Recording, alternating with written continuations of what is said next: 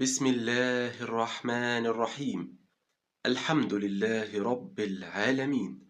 اللهم صل على سيدنا محمد رحمة الله العالمين وعلى آله وصحبه وسلم وبارك في كل وقت وحين يا أرحم الراحمين.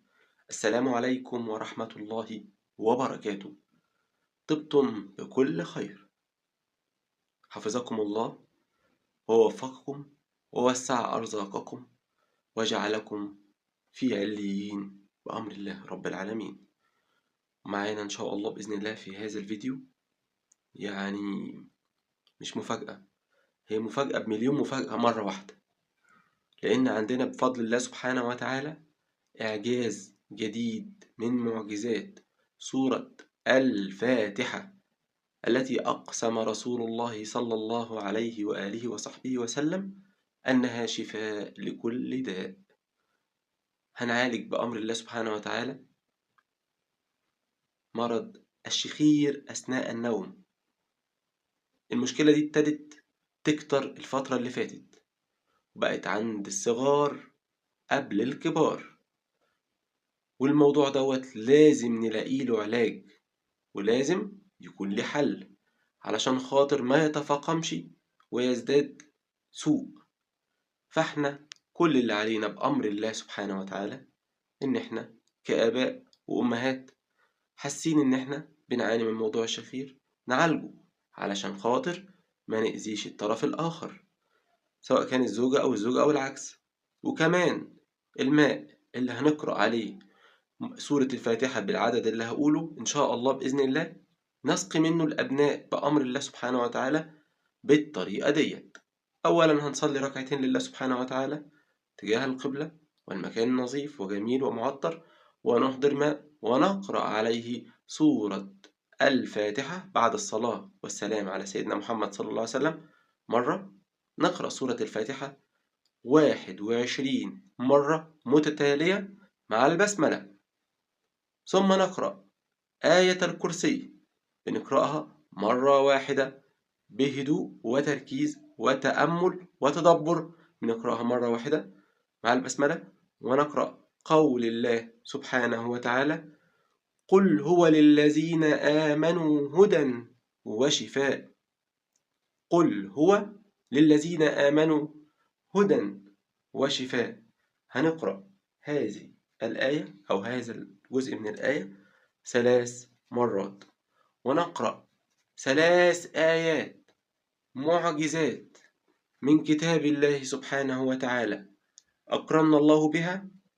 بسم الله الرحمن الرحيم: وخلقناكم أزواجا وجعلنا نومكم سباتا وجعلنا الليل لباسا. 3 آيات بنقرأهم 3 مرات مع البسملة في كل مرة. كده احنا قرأنا على الماء، خلصنا القراءة، نختم بالصلاة على النبي سيدنا محمد صلى الله عليه وسلم، ثم نرفع اليدين وندعو الله سبحانه وتعالى: اللهم صل على سيدنا محمد وعلى آل سيدنا محمد. اللهم إني أسألك بأن لك الحمد لا إله إلا أنت الحنان المنان قديم الإحسان بديع السماوات والأرض يا ذا الجلال والإكرام يا حي يا قيوم. صل على سيدنا محمد وعلى آل سيدنا محمد. اللهم اشفني واشف عائلتي من مرض الشخير أثناء النوم، وعالجنا وداونا منك خير دواء، واجعل ما قرأته سببا في شفائي ودوائي، إنك على كل شيء قدير وبالإجابة جدير. يا نعم المولى ونعم النصير، ولا حول ولا قوة إلا بالله العلي العظيم. الماء جاهز.